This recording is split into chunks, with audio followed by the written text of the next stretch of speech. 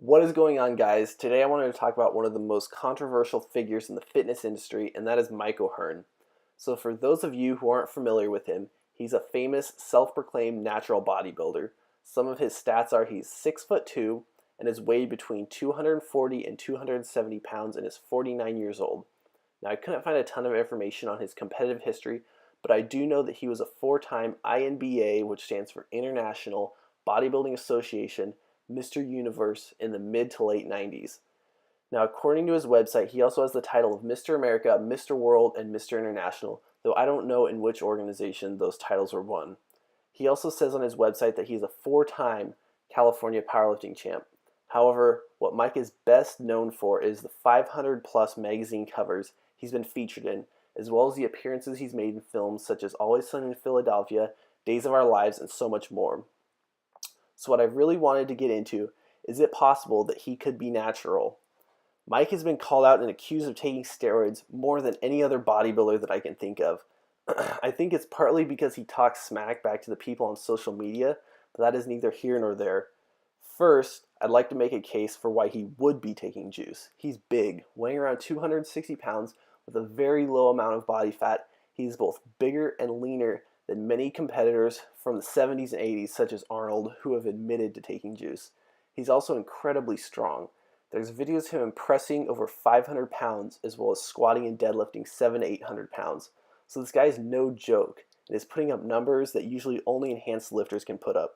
Now, in his defense, he said when he was 14 years old, he weighed 176 pounds, and his lifts were a 275-pound bench, 340-pound squat, and 380-pound deadlift.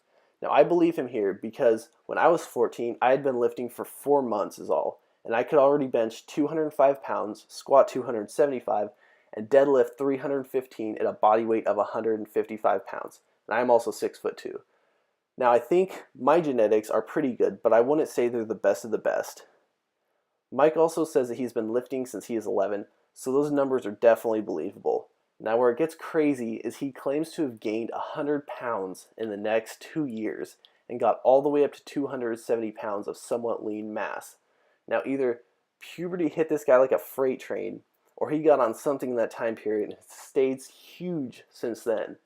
Which brings me to my next point. If he got on something when he was 15 or 16 and has been on since then, as I've never seen him out of shape suggesting that he was cycling off, he should be suffering from the consequences that we've seen from guys who've used gear for years on end and started at an early age. But I've met Mike, and I've seen him in person more than once, and the guy looks like he's 35 and he's almost 50. He's got no hair loss, perfect skin, and just has a generally healthy look about him. I mean, come on, either this guy has discovered the fountain of youth, or he is the most incredibly genetically blessed human being on the face of this earth, which is why I personally think he is natural. Now, I know all of you think I'm a gullible idiot, but hear me out. Well, Mike is a big guy. He's not as big as I think most people imagine he is. I see people commenting online that he's on gear because he's the size of the top pros who are all in the sauce. But the reality is he's nowhere near the crazy size of some guys like Kai or Phil or Ronnie. I think it is very possible that Mike is one of those genetic freaks like Ronnie or Kai. The only difference is he never took anything, so he never got to those huge, crazy proportions.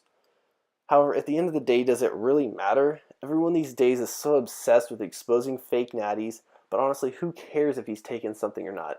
People get so worked up online over these topics, but how has Mike O'Hearn claiming to be a natural bodybuilder affected your life negatively? It probably hasn't. And people will argue and say that he's lying and misleading people, but how? He's never said, take my supplements and you'll look just like me.